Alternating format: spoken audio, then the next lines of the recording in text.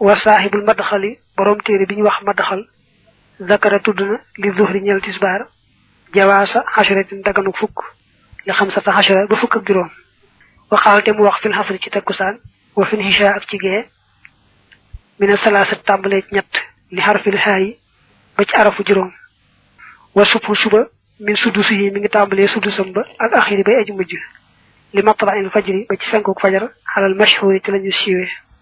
wa jawwaso daganal nañu jamhal muadhdhinina boole way noddiya fi maghribin ci timis wa khayriha ak ludul timis yaqinan ci lu wor bi sharti an yakuna ci sartu bu nekké kullu wahidin kenn ku ne minhum ci ñoom ala adanihi ci noddam nga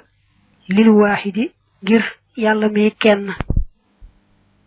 wa sunnatul adani sunnat noddu fi ma ci la nga xamne qadma da wéyon na li maghribin ñel timis adanu wahidin moy noddu kenn rek ridan ku di kuñ gëram wa qawlu man waxi ka nga xamne adana nodduna min bahl adani ci gannaaw noddu ga na hadarat teewna as-salatu julli ga lolu bid'atun bidala tuhanu bob def nako doydal